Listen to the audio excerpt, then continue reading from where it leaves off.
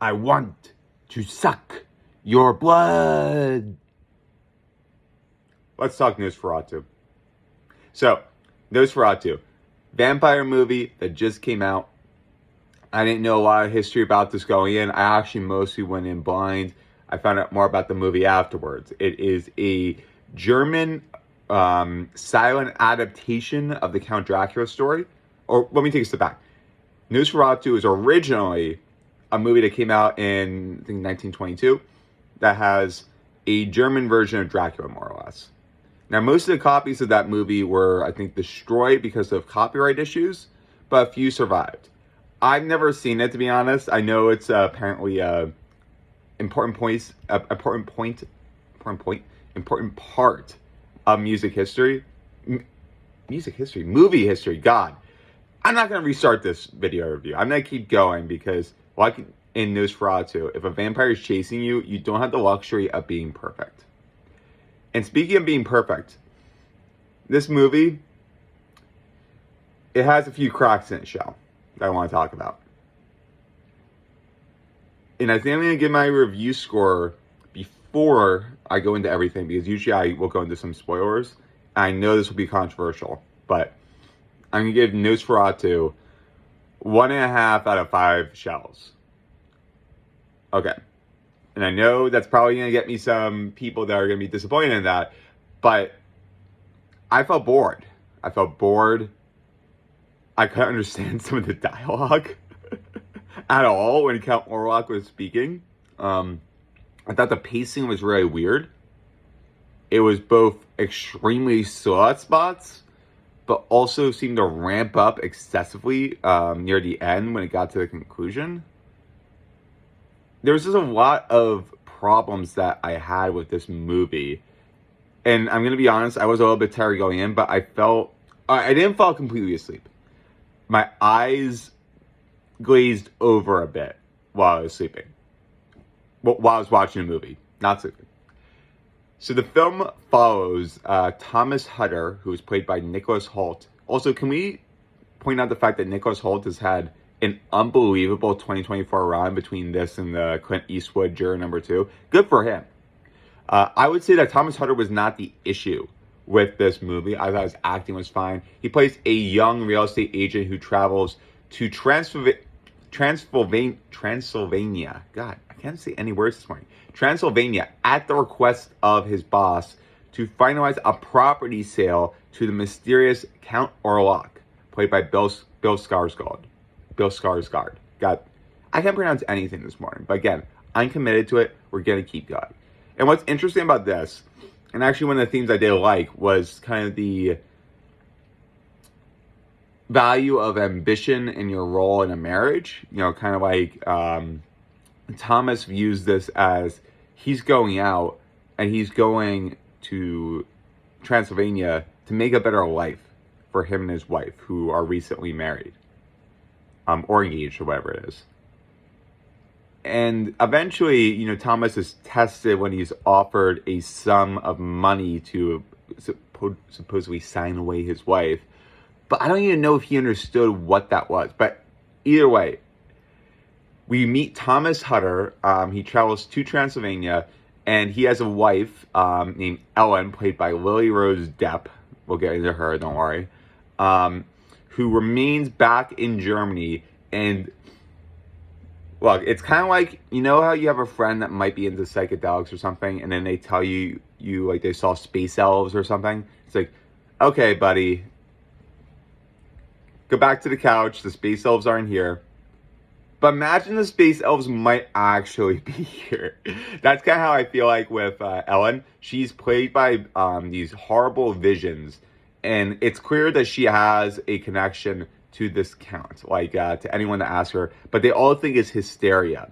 Now, I'm not exactly sure how this worked, but she made a love pact or something with Nosferatu, Count Orlok, when she was a child. And apparently that vow or that oath continues to persist.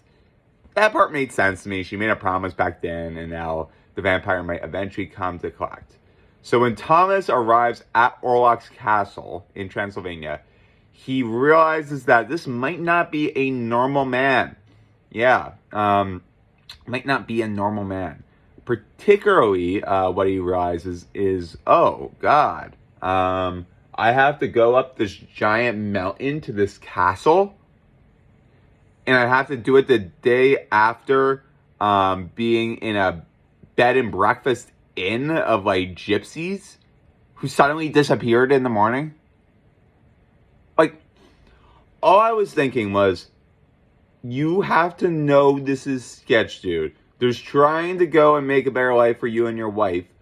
And there's, let's go up to the creepy murder castle. I need to get my, like, $5 here. Otherwise, my wife will leave me. Like, what?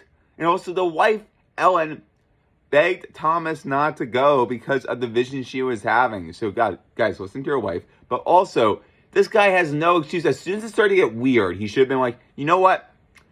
My wife, who's talking about me getting more or less killed on this trip, might have a point. And Orlok proceeds to mess repeatedly with Thomas's mind. And this is actually something I thought that the movie did better. I thought that the castle scenes overall were good. I thought I got into a lot of the psychological and emotional horror there rather well. And I think it showed a lot of the confusion that we were feeling too. There's a contract that Thomas has to sign. It's unclear to us what's in that contract because it's in a different language. Thomas is waking up several days and he's not allowed to leave. But he has this mysterious bite mark, or bite marks, on his chest when he awakens every morning. Eventually, Thomas proceeds to try and end Count Orlok with a stake, not before Count Orlok rises up and chases Thomas more or less out of a window and into a river below. Eventually, Thomas apparently lives and makes his way back to Germany to help, hook up with Ellen and try and save her. Final spoilers. So if you want to end it here. We're at about 7 minutes. You can, but final spoilers would be, Ellen has been psychologically linked to Orlok Nosferatu since childhood. Again, I'm not exactly sure how that connection was made, but she is the key to defeating the vampire. And all the homies know it, all the professors and stuff of vampiric studies, the dudes that finally are going, you know what, Mom? It wasn't a mistake to major in Russian folklore and fairy tales. See, it's finally coming in handy where I'm going to save the world from plague. Because Nosferatu, when he travels to Germany to go get Ellen and steal him from Thomas and make Ellen his wife, he brings with him the plague. A bunch of rats and stuff are bringing the plague. It's so bad that even one of Ellen's friends decides to commit necrophilia or something with his wife after they die from the plague. It's crazy. So all this is happening, and how do they end up defeating Nosferatu? Well, Thomas is distracted while they go to burn down Nosferatu's home or something, his little crib that he set up to kind of be his vacation spot in Germany while he's away from Transylvania. So while that's happening, he's distracted. Ellen's hooking up with Orlok. She's really going at it. Orlok's giving her a bunch of hard thrusts, and then he sinks his teeth right into her chest and sucks and sucks and sucks and sucks. But suddenly, the sun appears on the horizon. Orlok's skin begins to burn ever so slightly. He retches in pain. He screams while the weak, anemic Ellen lies there. Orlok Nosferatu collapses into Ellen. And the distraught Thomas and the Scooby-Doo crew of professors trying to stop Nosferatu come in to discover Ellen with Nosferatu on top of her. Her legs wide open and her chest bitten. But Nosferatu and the plague that has afflicted Germany ultimately ended. I liked the emotion of it. I hated Ellen's acting. I hated it. Lily Rose Depp was awful. She's obviously the daughter of Johnny Depp. I had to look that up just to make sure. But like, yep, she's the daughter of Johnny Depp. Nepotism. She should not have been in this role. I found her really, really unbelievable. She did not hit the emotion of it. Like, it was like I was watching a high school level production. And this is supposed to be like Robert Eggers, like, masterful recreation of Nosferatu. And I just didn't see it. I thought Ellen was awful. And considering Ellen is more or less a lead in this movie, I thought that was a really big struggle. I thought she was awful. I thought that she was miscast. I thought that Nicholas Hoult, I think that overall I thought his acting was pretty good. I liked him overall. I think that he actually saved a lot of the relationship between him and Lily Rose Depp. I thought that was a lot more, and it was a lot more believable. Kind of like how his character was processing both, the burden of everything that was affecting their marriage, the societal, I guess, responsibility of stopping the plague, and also his duty to Ellen as her husband. So, plot overall was fine. I think that the pacing ended up being an issue for this movie because it starts pretty strong, I feel like, once we're in the castle and stuff. I actually wish we had more time in the castle. And in the second act, it's just a crawl for me. And it really doesn't start to gain my interest again until about halfway through the third act. And I think that's primarily because I bought a movie ticket. I wanted to see how the movie ended. I wanted to see how the movie ended. That's it. And I saw the movie in the AMC Prime format, which is kind of like the B-side version of Dolby Light, more or less. So, I was in a comfy recliner. I was struggling to keep myself awake, but I made it. Did this movie do anything well? Yes. I talked before about how I thought that Nicholas Hoult had great acting as Thomas. I thought Bill Skarsgård's Count Orlok Nosferatu, I think his character was acted fine. I thought that the costume was actually really, really good. I enjoyed the costume quite a bit and the physical effects that they used with it. I couldn't understand anything Orlok was saying, though, when he was speaking in English in Transylvania. Not a word. Like, I could understand what he was saying when he was speaking in whatever Transylvanian or the air language that he's speaking was. Because he was speaking too. Because they showed subtitles. Well, thank you for showing subtitles there. But they should have shown subtitles for the other part. Because he's like, Monsieur, I'd love to watch a review of Nosferatu. Okay, it was like that. And sure, if you really listen, you can pick up enough words to follow along. But what stunk is that was, again, one of the strongest points in the movie, in my opinion. And I was really having to put my ear close, I had to be moving my head forward to try and hear what the hell this vampire was saying. But the cinematography, though, in those scenes, and in plenty of other areas throughout the movie, was breathtaking.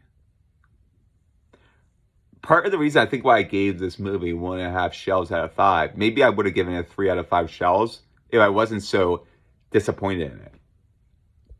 My reaction, I guess, to this movie is kind of turning into, I'm not mad, I'm disappointed. Because the cinematography shows how amazing this movie could have been. It was beautiful. Absolutely beautiful. It was gothic horror, shadow, extreme use of light and darkness to show contrast and create this sense of dread. It's a gothic world in which God exists, but he is almost seemingly absent from that society. I did feel, honestly, like I was in a 19th century Germany. And when the movie opens up with the dark colors in the sky, it's breathtaking. And the scenes when Thomas is on the way to Count Orlok's castle, and then when he's inside, there's a scene where it's dark. The castle is just overhanging. It's beautiful. That being said, though, cinematography cannot repair all the cracks in the shell if they already exist in the movie's foundation.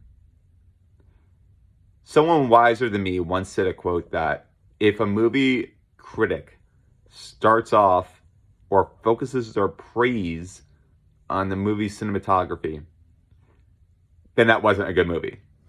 And that's kind of how I feel here. I want to rewatch this movie, but I can't put myself through it again.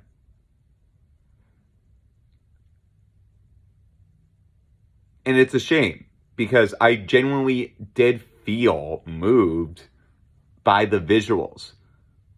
But when one of the leads is a terrible, terrible actress, and I'm bored to the point of falling asleep while on full night's sleep too. I didn't have an excuse, and I was in a Dolby Light theater, excuse me, so loud sound and everything. I think overall my point is that for all its visual splendor here, Nosferatu is ultimately, generic. It's seeking to portray something, historical here, and I think that came off as very pretty. And apparently it's a faithful adaptation. But just because something might be faithful in terms of the characters and their personalities, I think that Eggers could have done a lot better by trying to fix the issues with the pacing and cast this better. Anyway, though, guys, I might actually have to re-see it because I keep thinking about this movie. I keep thinking about why I didn't like it. But this is 16 minutes and 43 seconds already. I want to keep this from getting under 20 minutes. So we're going to give you again our score. Sometimes I change my score from the beginning versus the end. Nope, it's going to remain at 1.5 out of 5 shells. Probably my most controversial movie review of 2024, which is good because this movie came out, in 2024, but it's good because this movie came out and I watched it in 2025, so it counts for 2025. I don't know. Should I be like the Oscar critics and make sure that I apply my reviews to whenever, the movies came out? Or should I apply them to when I watch them? Anyway, who cares though? No one's getting a turtle trophy, at least to my knowledge. At least I think so.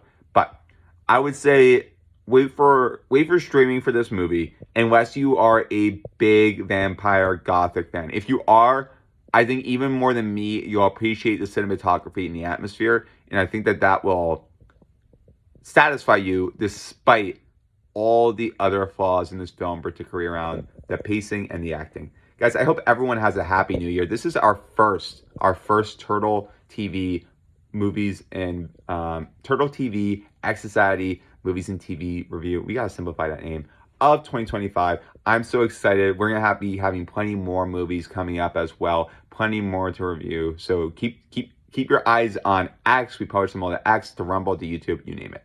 My name is Misha. Skip Nosferatu or watch on streaming. We out.